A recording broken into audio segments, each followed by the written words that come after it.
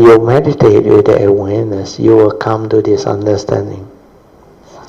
There is no permanent, unchanging entity behind every phenomenon.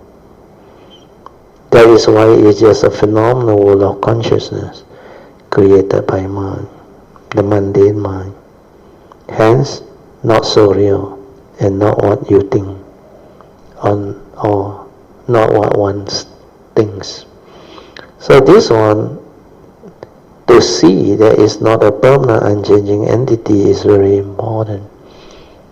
You remember, in the early day, I teach you how to see form, the unreality of form, then how to see beyond form. All the form within nature. Then how to see mind, the unreality of mind, so that you can see beyond mind. When you see its unreality, you will be able to see beyond. So when you can see beyond form, beyond mind, then what do you see? Beyond the form and mind, what else? You see things as they are. You see truth, you see reality, you see what is. So this one is a very important understanding, where you can see beyond the physical form, then beyond the mundane mind, that all of us is the same. We have a nature inside there, our pure awareness nature. And that one is without word, the unconditioned. So when you can see beyond form and beyond mind, you see truth. You see the reality. You see what is, tathata, suchness. That is what the Buddha meant by seeing things as they are. So earlier on, I already taught you, form is unreal. Why? Because form is dependent, originating, condition arising, causal phenomena, like this table, this chair, everything that you can come to perceive, the external form. How did they arise? How did they arise? Through what? We have gone through so many rounds, the blockade analogy. How do they arise? Through causes and conditions, isn't it? Like the table. You need the carpenter. You need the raw material. You need all these things that you need to develop it or build it up. This chair is the same. They are all condition arising entity. It's not a permanent, unchanging entity. When condition ceases to be, it ceases to be. It exists because the sustaining condition, or what we call the supporting condition, is still there, supporting it. Mind is the same. Like the Buddha said, the five aggregate, the physical body, the feeling, the perception, the sankhara, and the consciousness. They arise and pass away, they come and go. They are dependent, originating, because we have a physical body with a sense basis, that upon contact with the consciousness that is trapped inside, and the life force, then it triggers what we call the respective sense-based consciousness that make us animate into a human being, so that we can be conscious of life, conscious of what we see, we hear, we smell, we taste, we tactily feel and think. And that is what you are. That is how you know the world, how you interact with the world, how you animate into a human being. But is it real? Are you a permanent, unchanging entity? No. You can see that, but through your mindful awareness, you see every phenomenon is like that. They come and they go. They are dependent, originating, condition arising, causal phenomena. That's why the Paticca Samuppada is a very powerful teaching. When you are mindful, aware, you can see them.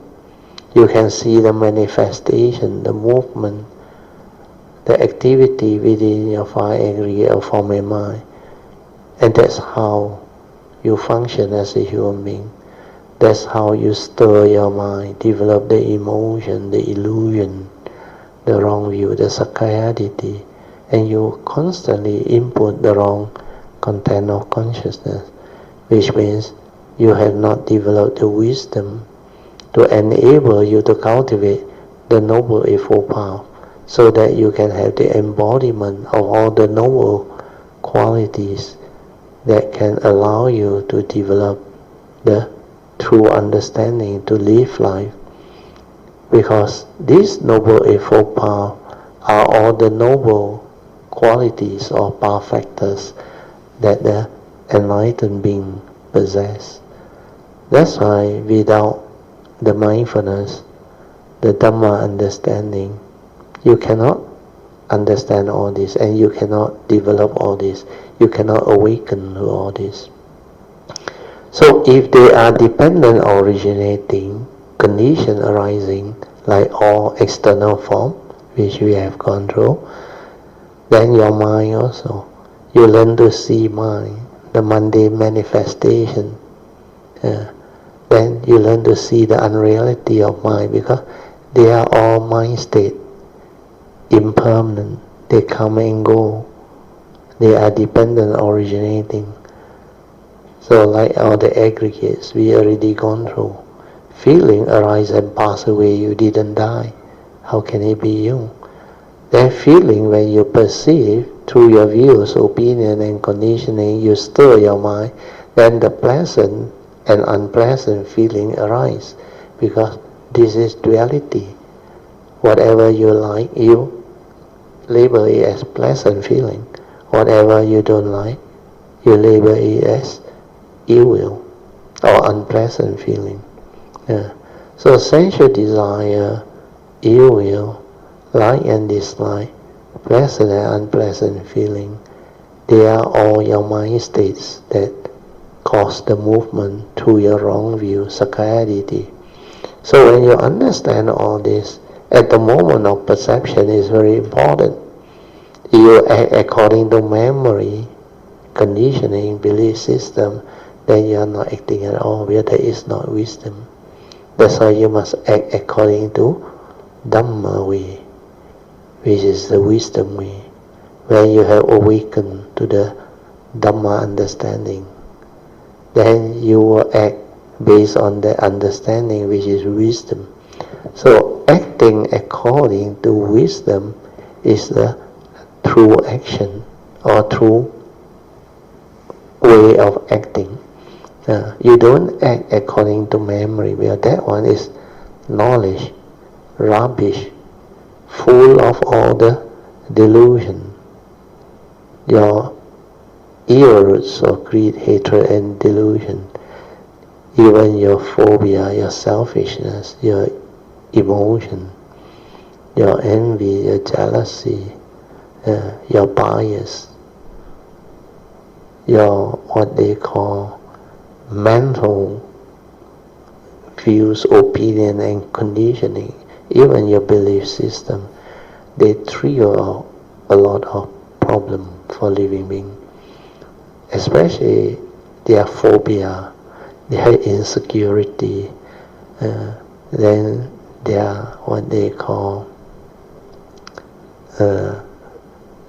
fear, worry, anxiety, sorrow, lamentation, restlessness of mind. All these are within the memory, your accumulated phobia and all those things. They are from memory. So when you are mindful and aware, you see all this, you understand all this, then you will never act according to memory anymore. That's why you bring your consciousness from your brain down to your heart area. Your heart area is where the gateway to your awareness, pure awareness nature. And from here, you are further away from the memory and the senses. Your physical senses, they are all in front of your forehead and your face. you realize they are very close to the memory. Yeah. So when you move it to the heart area, the science says stay at the heart, don't go to the brain. And then you realize there is a new way of living. This is heedful living. You aware from here, you don't think from here. But later on, when you have the wisdom ready, you can also think from here. And these are all right thought, without the evil root, without the rubbish. Then it can also perceive as sitting as they are, all from the pure awareness. No more from memory. So this understanding is very important. So after you have this ability to be aware, then you can use it to meditate. Then when you use it to meditate, you realize everything that you come to be aware of, not only perceive, earlier on is phenomena you perceive. When you become aware of physical phenomena, mental phenomena, and nature's phenomena, then you realize that they are all dependent, originating, condition arising, cause of phenomena. Without any causes and condition, nothing arises. That's why the Buddha used the word, whatever arises, there are causes and conditions behind. And now, with this explanation, you will understand it very clearly. So if it's all dependent originating phenomena or condition arising phenomena, then how can it be a permanent unchanging entity? Then why did you deludedly grasp and cling on to it? It's like the bullock cart analogy. When the parts are taken away, then the bullock cart is gone, no more. But when you put them back, assemble them back, then it becomes a condition arising entity. Then you label it bullock cart, where it can perform a function. And the concept of a bullock cart arises. Then to you exists already, you think it's real, but it's not a permanent entity, it's a dependent originating. When the causes and conditions are there, it exists. So externally, the bullock cart is already not so real, not what you think. Like the table and every phenomena you see in the entire existence, they are dependent originating condition. That's why it's not a permanent unchanging entity. If it's not a permanent unchanging entity, then why do you deludedly grasp and cling on to it?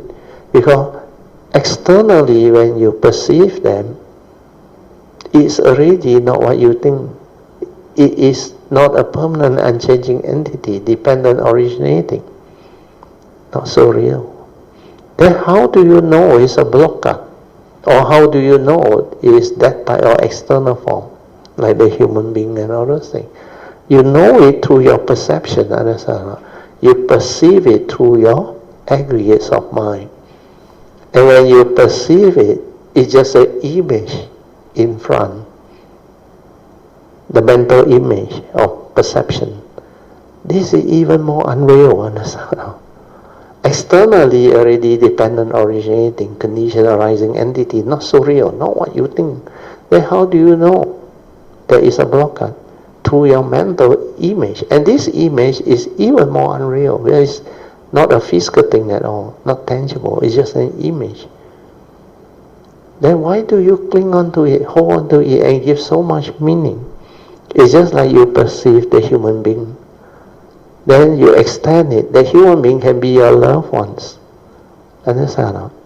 Can be your siblings, your good friend, your parents, your grandparents, your children, your grandchildren, and all those that have relationship with you. Good neighbor, good classmate, good colleague, good friends, and all those things. So all this is how you break free from sakkayaditthi. You know, within the conditioned world they exist, where we live in an existential world which is a condition arising world.